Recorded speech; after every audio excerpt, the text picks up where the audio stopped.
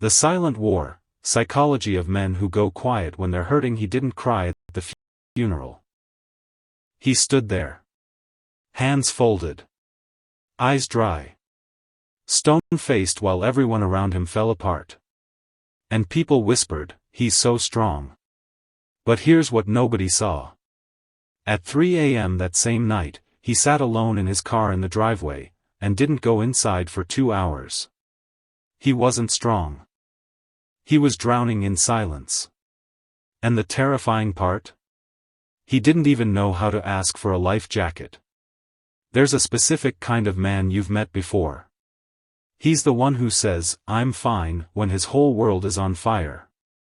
He's the one who disappears for days after something hurts him, and comes back acting like nothing happened. He doesn't fight. Doesn't yell. Doesn't cry in front of you. He just goes quiet. And we've spent decades calling that strength. But what if it's not strength at all? What if that silence is one of the most misunderstood, and dangerous, psychological responses a human being can have? Today, we're going underneath it. The real reason men go silent when they're hurt. And what it's slowly doing to them from the inside. Because here's the thing nobody talks about. Silence isn't the absence of pain. It's pain that learned to hide. This doesn't begin in adulthood. It begins somewhere around age 7 or 8. A little boy falls off his bike. Scrapes his knee raw. Tears start coming, real, honest tears, and before they even fall, he hears it. "Stop crying. You're a boy. Toughen up." Maybe it was his dad. Maybe an older brother. Maybe a coach, a teacher, a crowd of kids laughing on a playground. It doesn't matter who said it. What matters is what that little boy's brain did with it. It made a deal. Emotion equals weakness. Silence equals safety. And the brain, especially a child's brain, is a pattern machine. It doesn't forget the deals it makes for survival. So he learned. Swallow it. Tighten the jaw. Change the subject. Walk it off. And every single time he did that, his brain rewarded him. No embarrassment. No judgment. No vulnerability. Just control. Psychologists call this emotional suppression conditioning. When emotional expression is repeatedly punished, even subtly, the nervous system starts suppressing emotion automatically. Not by choice. By reflex.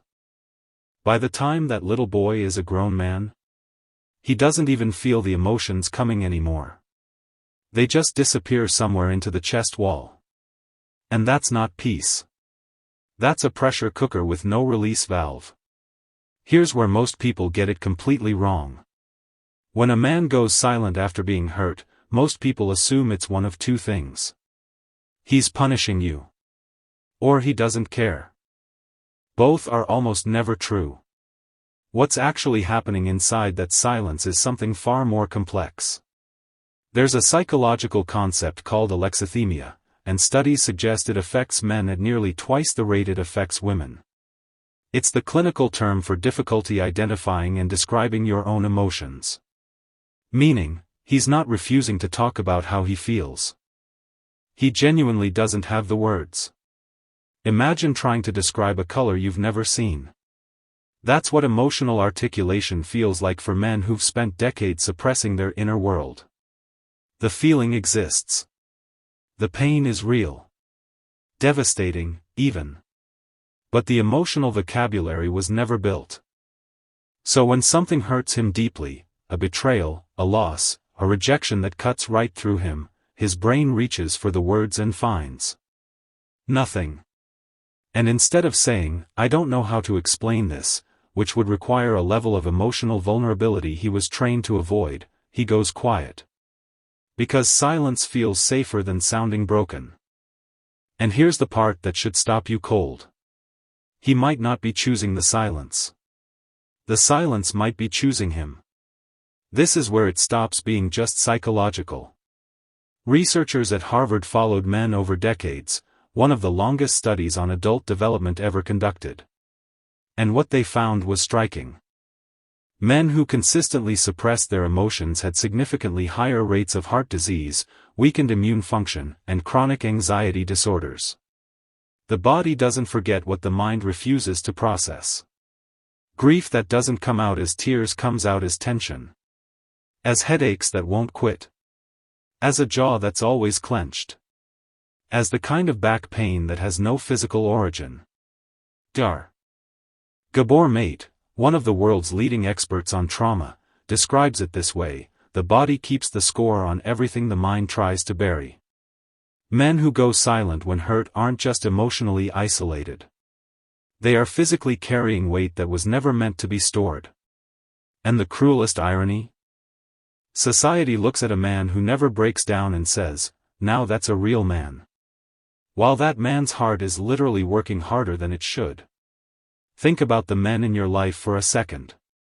Your father. A brother. A close friend. Maybe yourself. When was the last time you saw one of them say, "That really hurt me"? Not in anger. Not buried inside a joke. Just, plainly. Honestly. For most of you, you're struggling to remember a single moment. And that's not because the hurt isn't there. It's because the wound is so old now, so deeply woven into identity, that speaking it out loud would feel like dismantling who they believe they are. Silence became the armor. And nobody told them that armor, worn long enough, becomes a prison. But here's what I need you to understand. Some men aren't silent because they're broken. They're silent because nobody ever proved to them it was safe to speak. And this is where we need to be honest, because not all silence is the same. There's the man who goes quiet because he's processing. He needs time and space to find the words. He'll come back. He'll try. The silence is temporary. Then there's the man who goes quiet because he's already decided it doesn't matter. He's not processing. He's withdrawing permanently. Psychologists call this stonewalling, and research by Dr. John Gottman found it's one of the single greatest predictors of relationship breakdown. When a man reaches the point of complete emotional shutdown, he's not being cold on purpose. He's overwhelmed. His nervous system hits a threshold where continuing to engage feels physiologically impossible. His heart rate spikes. His body enters a stress response. And the brain, trying to protect him, simply pulls the shutters down. The problem is, from the outside, both silences look identical. And the people who love him can't tell the difference. Which means they either push harder, which makes it worse. Or they give up. Which confirms every fear he's had since childhood. That no one will stay when things get heavy. Here's a statistic that never trends on social media but should. Men die by suicide at nearly 4 times the rate of women. 4 times. And study after study points to the same thread running through nearly every case. Isolation. Not the physical kind. The emotional kind. The specific and devastating experience of being surrounded by people, and still feeling completely alone. Because no one knew how much pain was in there. Because he never said it. Because he learned, somewhere, that saying it would cost him something he couldn't afford. The silence we call strength is killing people. And we keep applauding it. So what do we do with this? If you're a man who goes quiet when you're hurting, I'm not here to tell you to cry in public or post your feelings online. But I need you to hear this: there is someone in your life right now who would stay. Who would listen. Who wouldn't think less of you.